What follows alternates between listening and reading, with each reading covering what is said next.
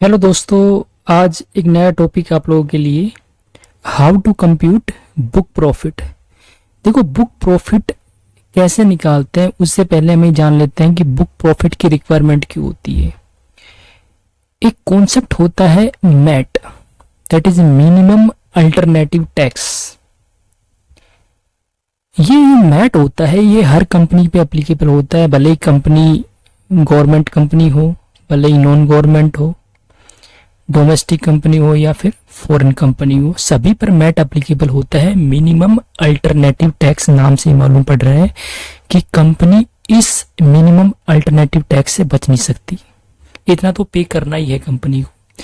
तो इस मैट की कैलकुलेशन करने के लिए, इस मैट को निकालने के लिए बुक प्रॉफिट की रिक्वायरमेंट होती है कंपनी के केस में।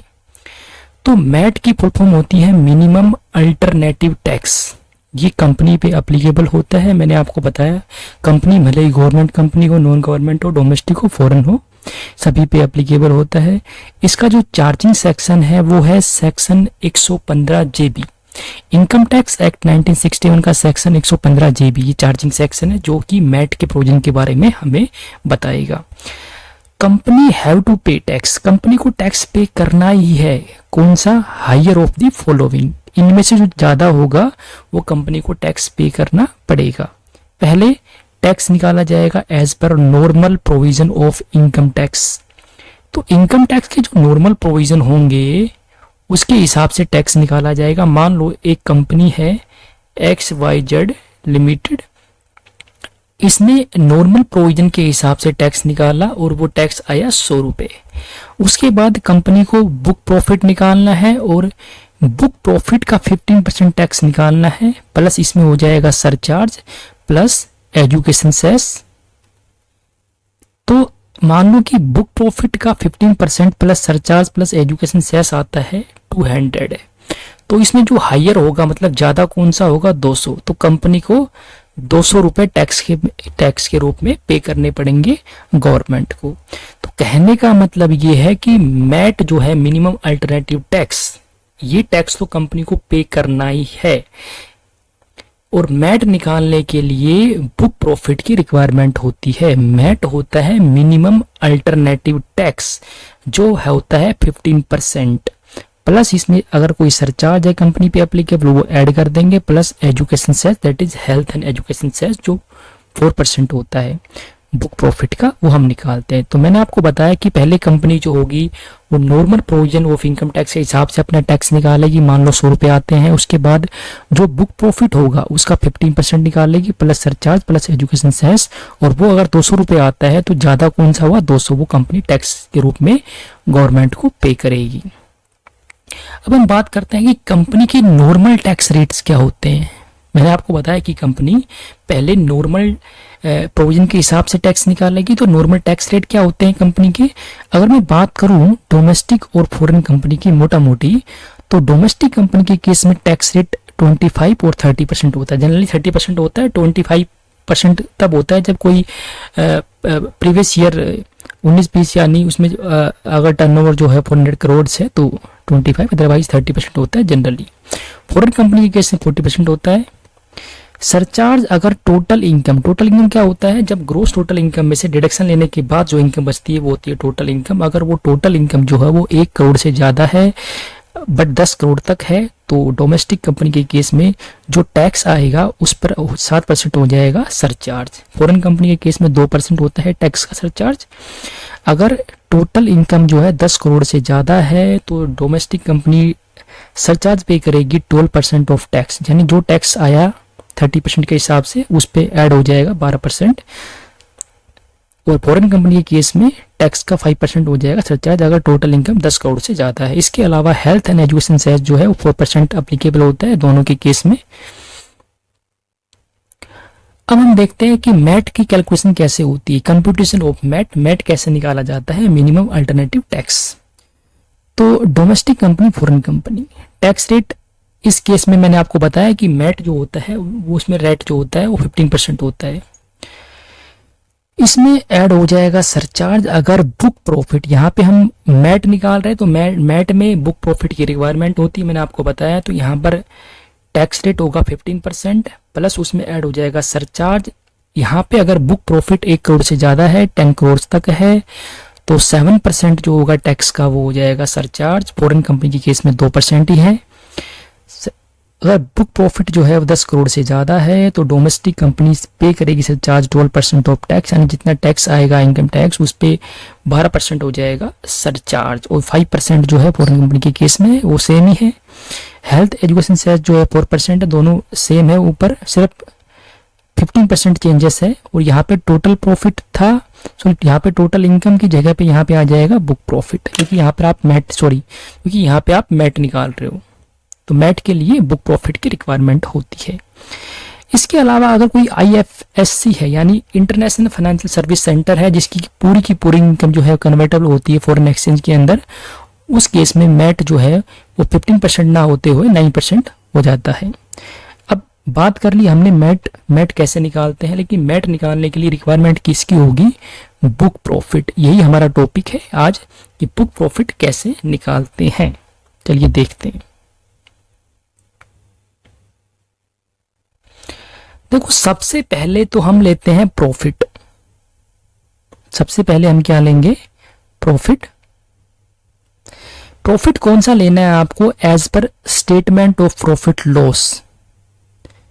As per statement of profit and loss, companies act 2013 act के हिसाब से profit loss statement of profit loss company बनाएगी। उस स्टेटमेंट ऑफ प्रॉफिट लॉस से जो प्रॉफिट निकल के आता है उसको बेस लिया जाता है बुक प्रॉफिट निकालने के लिए।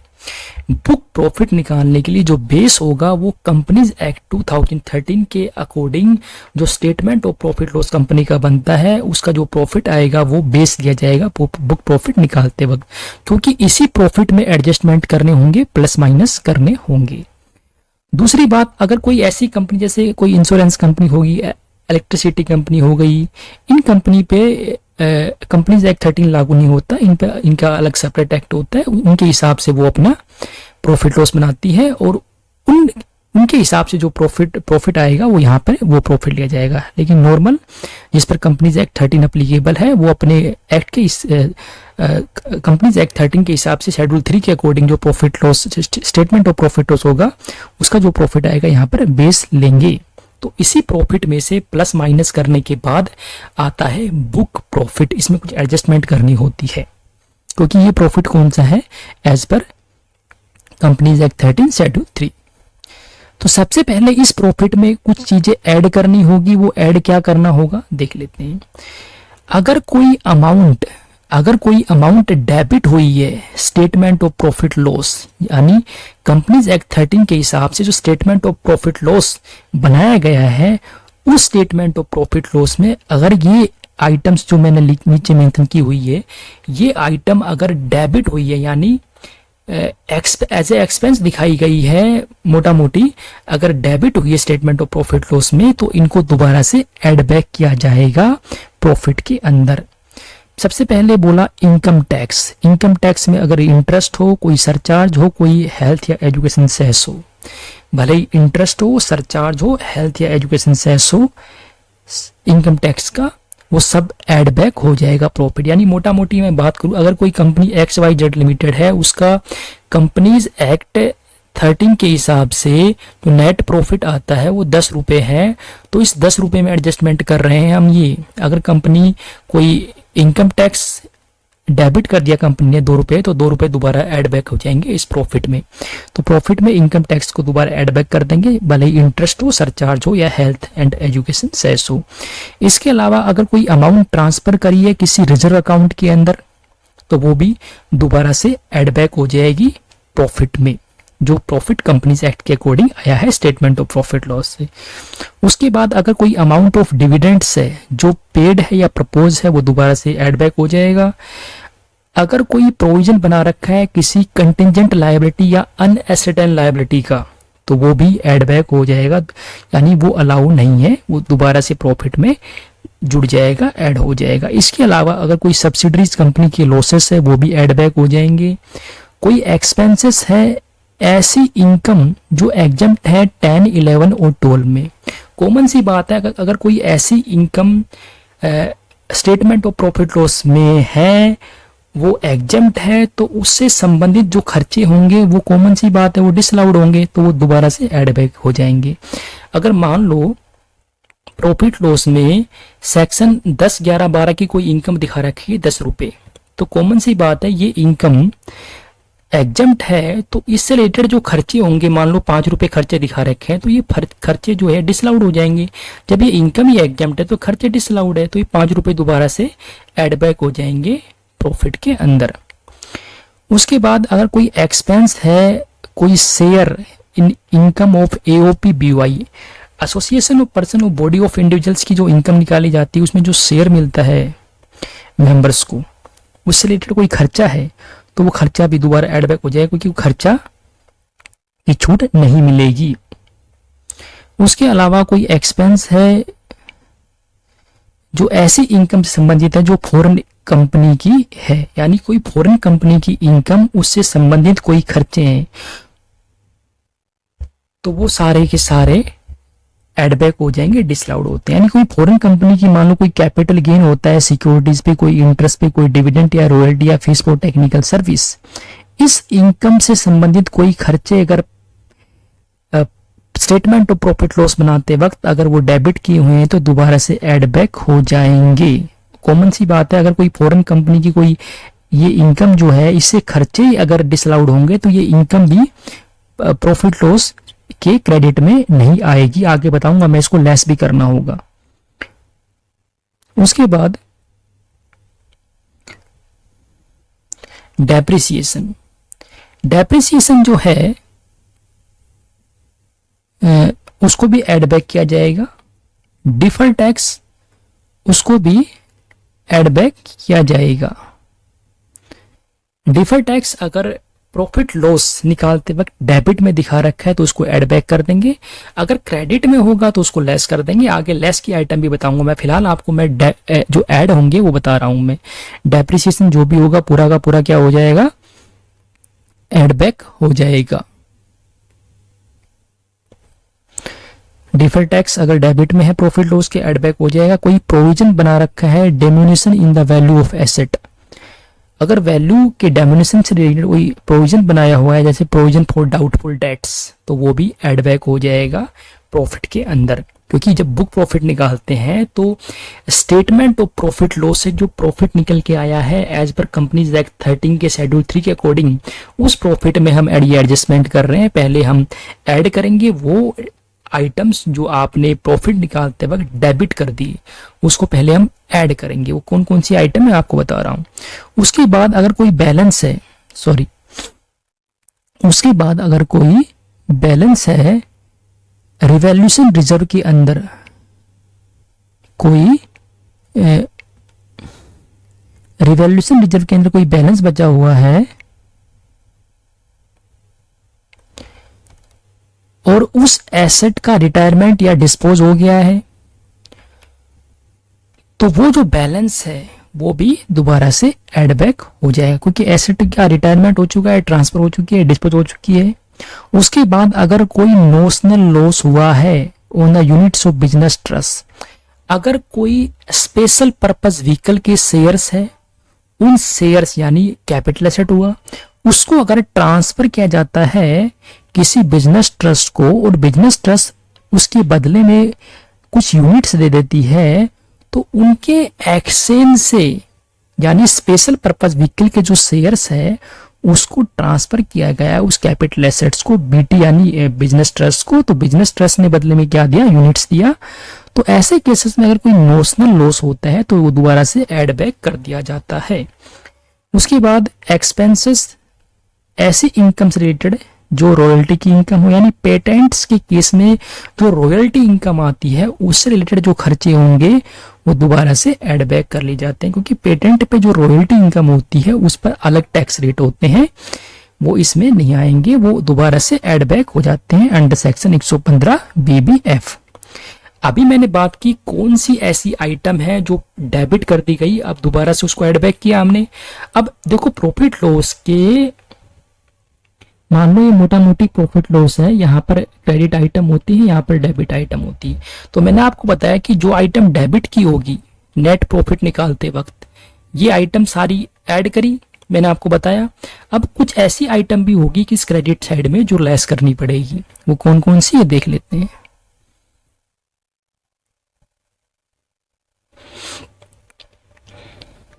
तो कौन कौन सी आइटम है जो कि लेस की जाएगी। सबसे पहले ऐसे इनकम जो एग्जम्प्ट होती है सेक्शन 10, 11 और 12 में। मैंने आपको बताया कि सेक्शन 10, 11, 12 से रिलेटेड कोई खर्चे, अगर कोई इनकम दिखा रखी है, यहाँ पर आपने अगर प्रॉफिट लॉस में इनकम दिखा रखी है सेक्शन 10, 11, 12 की, तो ये इनकम एग्जम्प्ट है। तो यहाँ पर ये इनकम जब हटेगी तो इससे रिलेटेड जो खर्चे होंगे, जो एक्सपेंस होंगे, वो मैंने बताया आपको ऊपर से ऐड कर दिए, तो यहाँ से इनकम भी हटेगी।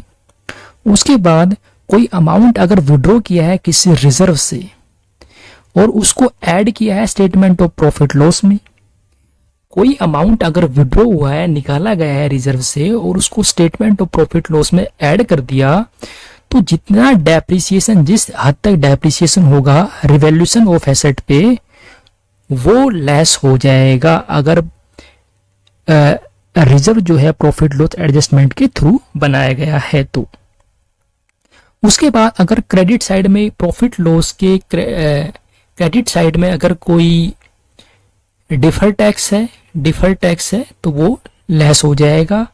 डेप्रिसिएशन जो है, डेप्रिसिएशन सिर्फ वही अलाउ होगा, डेप्रिसिएशन सिर्फ वही अलाउ होगा, नॉर्मल डेप्रिसिएशन अलाउ होगा, सिर्फ रिवैल्यूएशन ऑफ एसेट्स के डेप्रिसिएशन को छोड़कर डेप्रिसिएशन अलाउ होगा। तो कॉमन सी बात यहाँ पे क्या बोली गई कि पहले तो आप क्या करो कि मान लो डेप्रिसिएशन 15 रुपीज है, तो पूरे के पूरे डेप्रिसिएशन को डिसलाउड कर दो, पहले वो ऐड हो जाएगा डेप्रिसिएशन। उसके बाद लेस कितना होगा, लेस मान लो इस 15 रुपीज में से अगर 2 रुपए जो है वो रिवैल्यूएशन ऑफ एसेट्स के डेप्रिसिएशन के हैं, तो 13 रुपीज लेस हो जाएंगे, यानी 13 रुपए जो है normal depreciation as per companies act वो अलाउ हो जाएगा, वो लेस हो जाएगा। इसके अलावा अगर कोई सिक इंडस्ट्रियल यूनिट कंपनी है, उसकी अगर प्रॉफिट दिखा रखा है क्रेडिट साइड में, तो वो भी लेस हो जाएगा। सिक इंडस्ट्रियल यूनिट का अगर कोई प्रॉफिट दिखा रखा है क्रेडिट साइड में, तो वो लेस हो जाएगा। उसके बाद अगर कोई नोशनल गेन है, मैंने आपको बताया ऊपर, अगर लॉस होता है तो हम ऐड बैक करते हैं और गेन होता है तो हम उसको लेस कर देंगे बिजनेस ट्रस्ट की यूनिट्स पे। अगर कोई नोशनल गेन होता है तो उसको हम लेस कर देंगे, क्योंकि जो लॉस हुआ था उसको हमने दोबारा ऐड बैक किया था, तो यहाँ पर गेन को भी हम लेस करेंगे। उसके बाद कोई इनकम शेयर है in the income of AOPBY, तो वो इनकम जो है यहाँ से हट जाएगी, क्योंकि ये जो इनकम होती है टैक्सेबल हो जाती है ऑलरेडी AOPBY के हाथ में मैक्सिमम मार्जिनल रेट से, तो यहाँ पर ये हट जाएगी, यानी इसको लेस कर देंगे। इसके अलावा कोई फॉरेन कंपनी की इनकम है वो भी लेस हो जाएगी, क्योंकि इससे जो रिलेटेड खर्चे थे, जो एक्सपेंस थे, वो हमने दोबारा ऐड बैक करे थे, तो इनकम जब हटी तो खर्चे भी हटे।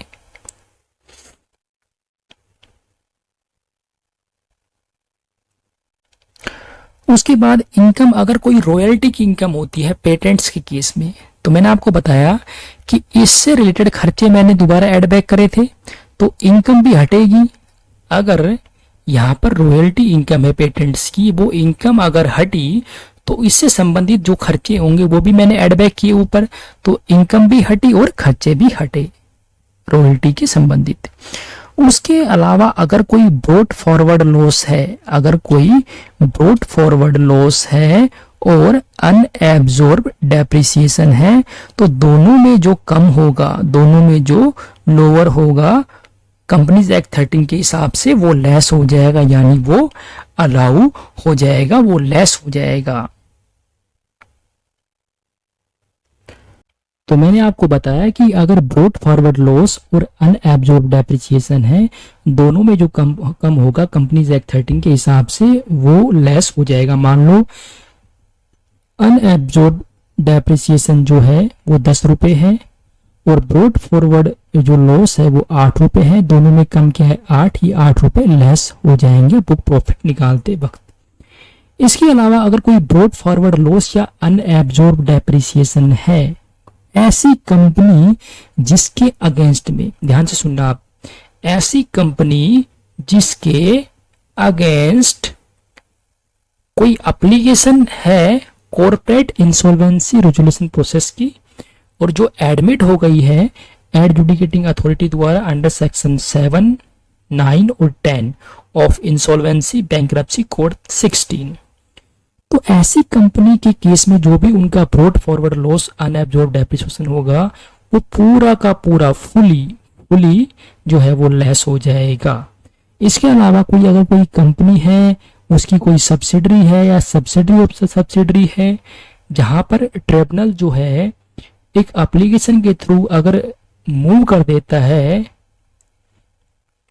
Under section 241 of the companies act 13, अगर वो सस्पेंड कर देता है बोर्ड ऑफ डायरेक्टर्स को और उनकी जगह पर सेंट्रल गवर्नमेंट नए डायरेक्टर्स को अपॉइंट कर दे section 242 of the companies act 13, तो ऐसी कंपनीज के केस में भी जो भी उनका ब्रॉड फॉरवर्ड लॉस होगा, जो भी उनका अनएब्जॉर्ब डेप्रिसिएशन होगा, वो पूरा का पूरा लेस हो जाएगा। तो ये था बुक प्रॉफिट निकालने का तरीका कि बुक प्रॉफिट कैसे निकालते हैं।